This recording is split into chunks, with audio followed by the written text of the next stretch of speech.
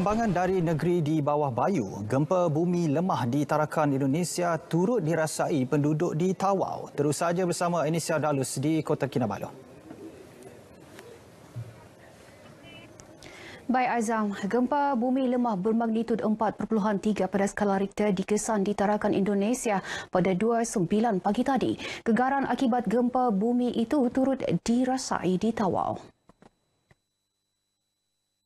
Jabatan Meteorologi Malaysia, Met Malaysia, menerusi kenyataan memaklumkan pusat gempa bumi tersebut terletak 3.8 darjah utara dan 117.6 darjah timur dengan kedalaman 10 km pada jarak 79 km barat daya dari Tawau.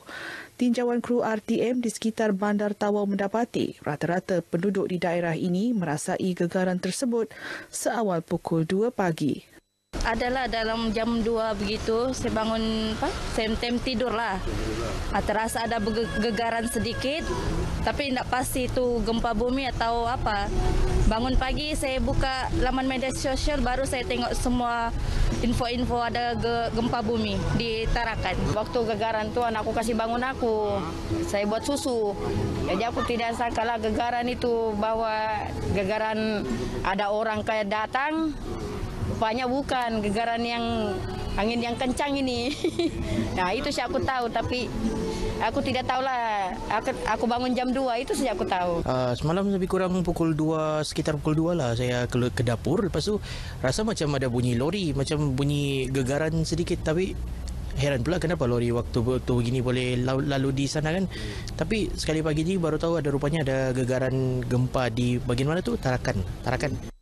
Aktiviti harian penduduk daerah ini berjalan seperti biasa. Bagaimanapun, Met Malaysia akan terus memantau keadaan ini.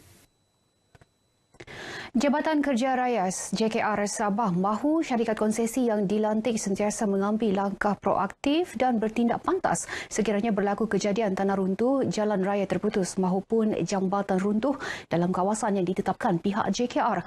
Langkah itu bagi membantu pihak JKR menyelesaikan sesuatu kejadian dengan cepat sebelum keadaan bertambah buruk dan boleh meragut nyawa penduduk sekitar.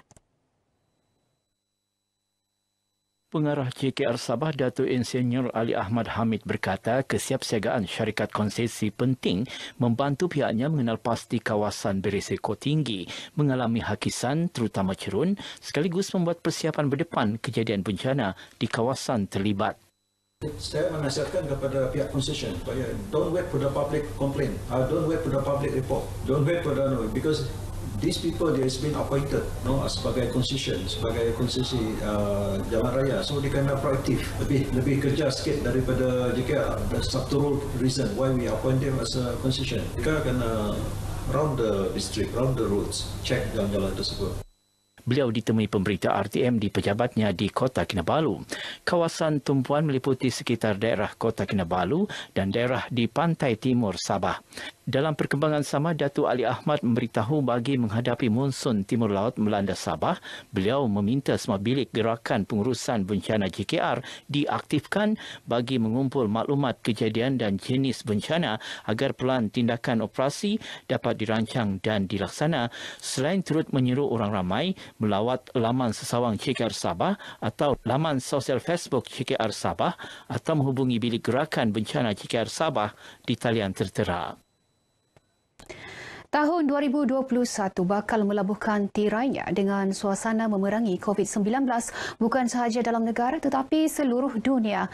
Di sebalik cabaran tersebut, sejak 2 tahun lalu tumpuan dan keazaman negeri untuk memulihkan ekonomi dan mencapai matlamat pembangunan tidak pernah goyah.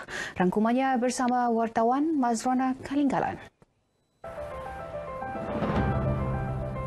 Cabaran tahun ini tidak kurang hebatnya, namun kerajaan di bawah pimpinan Gabungan Rakyat Sabah GRS tidak menunggu lama mengatur strategi memulihkan pertumbuhan ekonomi negeri dengan pelancaran Pelan Pembangunan Hala Tuju Sabah Maju Jaya SMJ Mac lalu nyata memberi impak. Buktinya, Sabah berjaya memeterai 3 pelaburan berskala besar bernilai 10 bilion ringgit iaitu Lok Kawi Resort City, pembinaan kilang Kerajang Tembaga dan projek penanaman kelapa berhasil tinggi.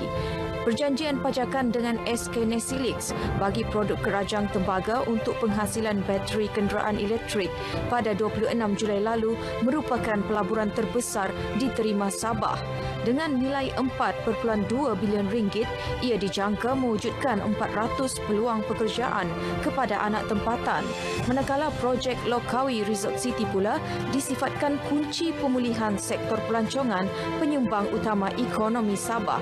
Projek bernilai 7 bilion ringgit ini bakal menyediakan 5,000 peluang pekerjaan.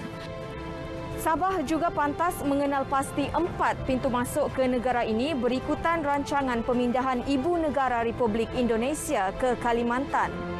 Antara kawasan bakal dibangunkan adalah Bandar Sempadan Serudung Simangkaris di Kalabakan, Pegalungan di Pensiangan, Long Pasia di Sipitang dan Pulau Sebatik di Tawau.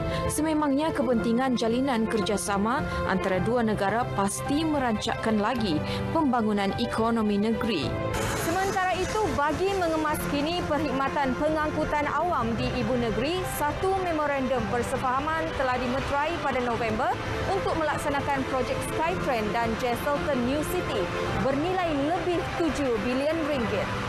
Projek ini diterajui Khazanah Sabah Berhad dengan kerjasama WHSB Ventures 9 Berhad, Guang Chai China M 9 Berhad, Sikal Sky City 9 Berhad serta VC Zone Construction 9 Berhad.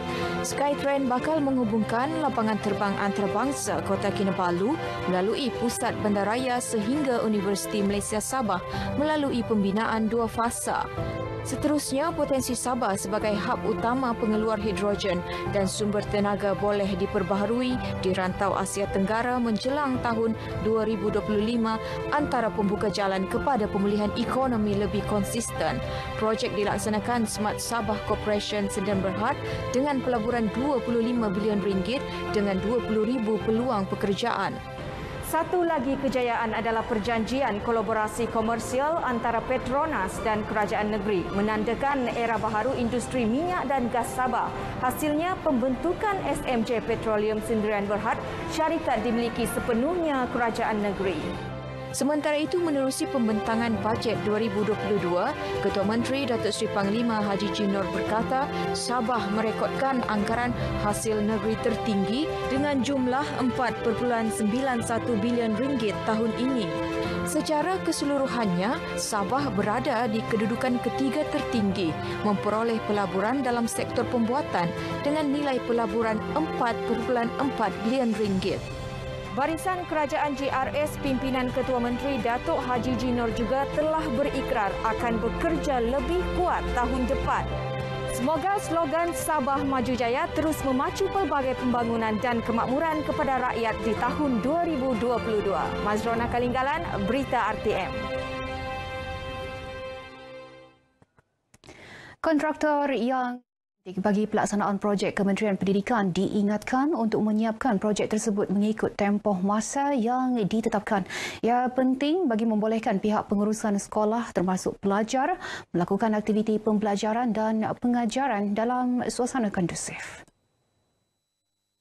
Timbalan Menteri Pendidikan Datuk Muhammad Alamin menegaskan demikian sebagai mengulas kelewatan beberapa projek KPM.